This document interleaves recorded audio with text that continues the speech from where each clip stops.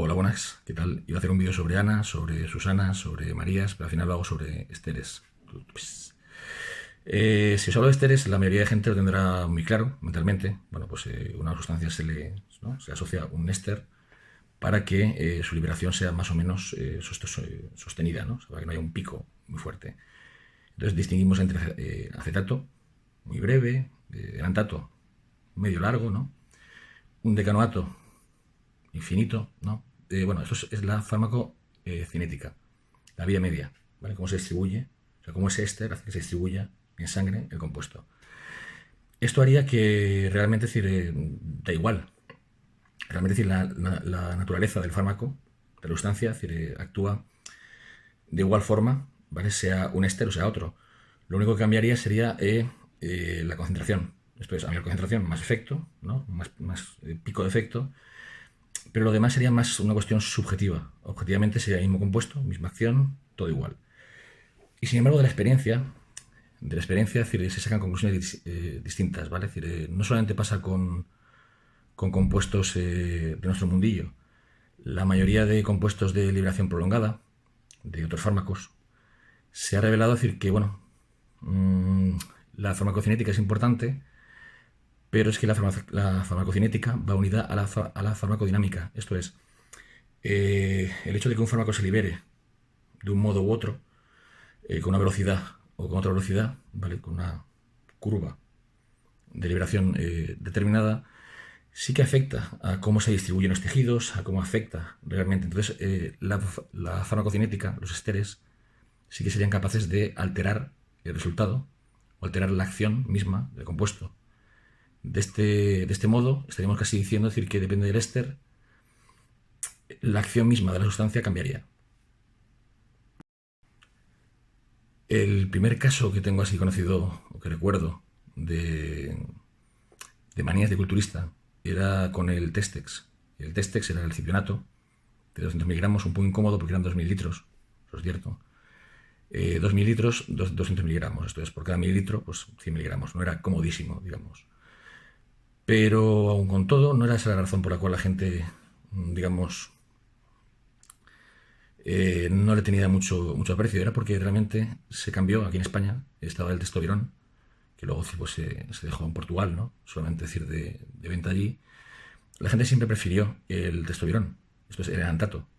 El cipionato y el enantato son, como decirlo, son más que primos, son casi hermanos, ¿no? Tanto en estructura, en liberación, bueno, se parecen como Corea del Norte y Corea del Sur, solo que no quieren reconocerlo, pues un poco así, ¿no?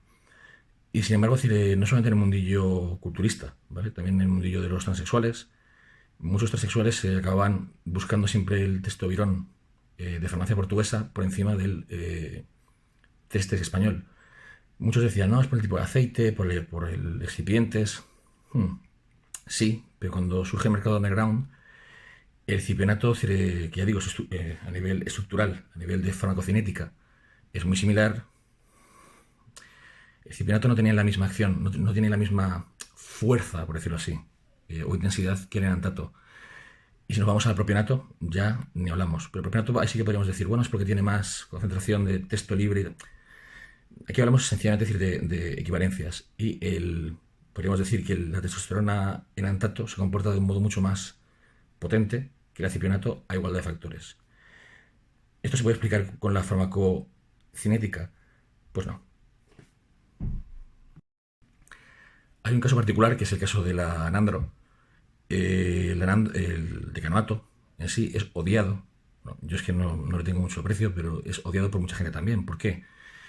Deja la piel gruesa, en fin, pues, las cualidades que tiene, es decir, a nivel de colágeno, de formación de colágeno, de pues todos los pros que tiene, ¿vale? Es decir, el edema que también causa, es apreciado por muchos, ¿no? Y sin embargo, es decir,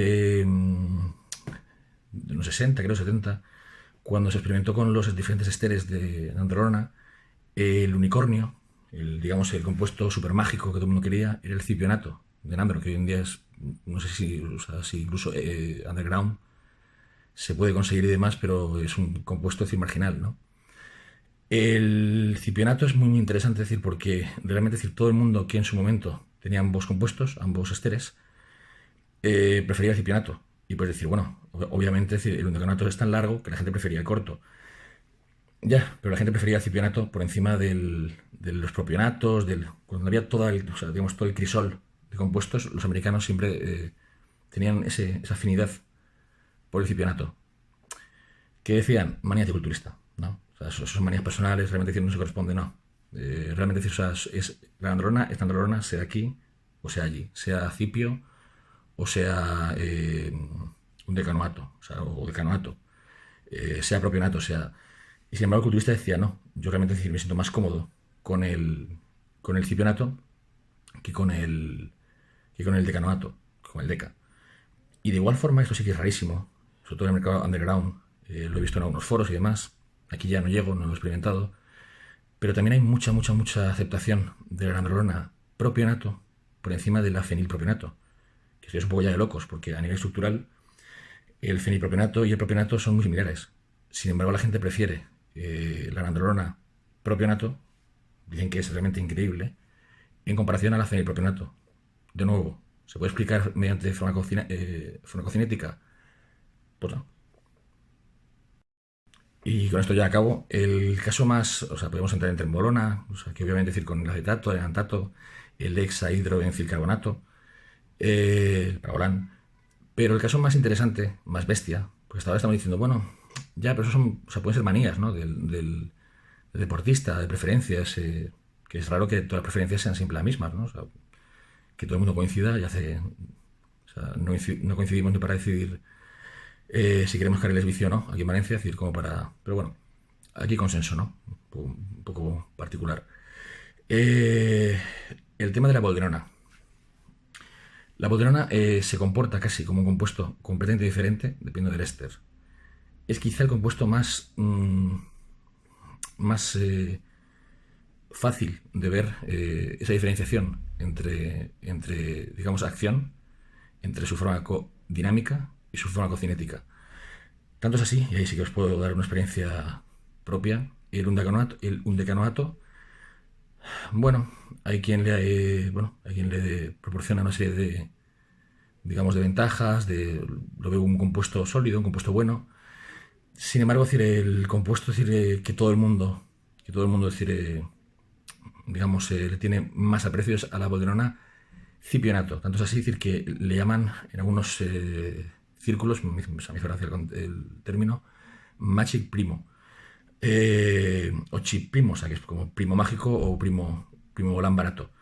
¿Por qué? Porque es muy barato, porque realmente si da todas las propiedades que estructuralmente uno supone de la bolderona, y sin embargo, esa especie como de handicaps, de ansiedad, de problemas que la bolderona, un decanoato, el equipois, siempre ha dado, pues no los tiene. En cuanto a problemas de hematocrito y demás, sí. La bolde es bolde.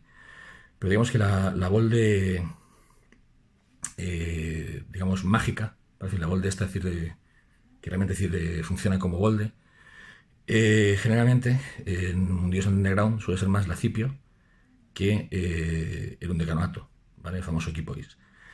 Y sin embargo, si le puedes decir, bueno, pero hay versiones aún más pequeñas, ¿no? Sí, bien. Está la bolderona acetato. La bolda acetato se comporta casi como si fuera una trembolona envenenada. Te sientes intoxicado, te sientes sucio, te sientes, o sea, no sucio te sientes como tóxico, ¿vale? Es decir, la bolderona a sus niveles te da una piel plasticosa, pero prácticamente decir, te sientes enfermo. Pierdes el apetito, letárgico, enfermizo, estás... Y sin embargo hablamos de lo mismo, o sea, no es bolderona. Realmente, o sea, ¿cuál es el problema? O sea, pues el problema es que realmente la farmacocinética es importante, pero la farmacodinámica, esto es, el hecho de que un fármaco se libere más o menos rápido, también altera su acción misma en el cuerpo. Y el ejemplo tienes aquí. La bolde, de ser un compuesto, bueno, casi irrelevante, muy suave, en un decanoato, es muy potente en cipionato y es un veneno en acetato. Y esto se puede extrapolar al resto de compuestos. Pero en la bolde es quizá el ejemplo más claro, más nítido. Ay,